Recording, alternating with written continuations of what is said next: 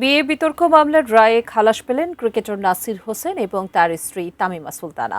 বুধবার দুপুরে এ রায় দেন ঢাকার অতিরিক্ত চিফ মেট্রোপলিটন ম্যাজিস্ট্রেট জসিতা ইসলাম। নাসির তামিমা দম্পতি সন্তুষ্ট, তবে রায়ের বিরুদ্ধে আপিল করার কথা জানিয়েছেন মামলার বাদী তামিমার প্রথম স্বামী রাকিব হোসেন। দুপুরের আগেই আদালতে হাজির হন ক্রিকেটার নাসির হোসেন ও তার স্ত্রী তামিমা সুলতানা। তাদের উপস্থিতিতে বেলা 12টায় রায় দেন ঢাকার অতিরিক্ত চিফ মেট্রোপলিটন ম্যাজিস্ট্রেট জসিতা ইসলাম।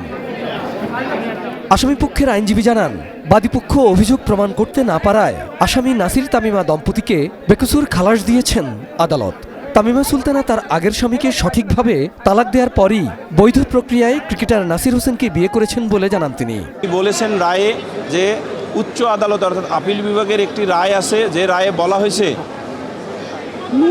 তালাকনামার নোটিশ কোনো ইউনিয়ন পরিষদের চেয়ারম্যানের নিকট না পৌঁছানো মানে এই নয় যে তালাক হয়নি। ডিভোর্সের কাগজগুলো জাল জালিয়াতির মাধ্যমে বানিয়েছেন, সেটারও সত্যতা পেয়েছে।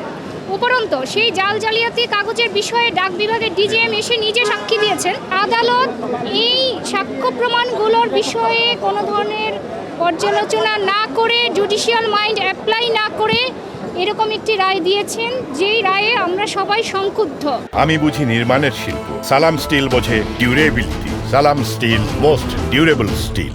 2021 সালের 24 ফেব্রুয়ারি ঢাকার সিএমএম আদালতে নাসির তামিমা দম্পতির বিরুদ্ধে মামলা করেন তামিমার প্রথম স্বামী রাকিব হোসেন, যেখানে বৈবাহিক সম্পর্ক আইন অনুসারে শেষ হওয়ার আগেই ক্রিকেটার নাসির হোসেনকে তামিমা দ্বিতীয় বিয়ে করেন বলে অভিযোগ আনা হয়।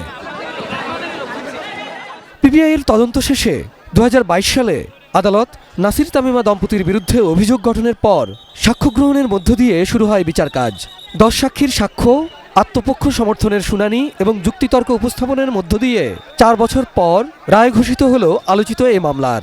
বলেছেন একটি তালাকনামার যদি মূল কপি জব্দ করা হয় এবং প্রদর্শিত হয়, তখন সেটা জাল হওয়ার সম্ভাবনা থাকে না। পোস্ট অফিসের যে কর্মকর্তার ইস্যুয়েন্স স্বাক্ষর আছে, সেই স্বাক্ষরটাও কিন্তু বাদীপক্ষ হতে জাল দাবি করা হয়নি, কিংবা তদন্তকারী কর্মকর্তা বলেনি এক্সপার্ট ওপিনিয়নের মাধ্যমে যে এই স্বাক্ষরটা জাল। আমরা এত এভিডেন্স জমা দিছি, তারপরে আমাদের সাথে পিবিআই রিপোর্ট ছিল, এরপরও যদি ন্যায় বিচার বাংলাদেশে না পাওয়া যায়, তাহলে আর কোথায় পাওয়া যাবে? আমরা আপিলে যাব ইনশাআল্লাহ।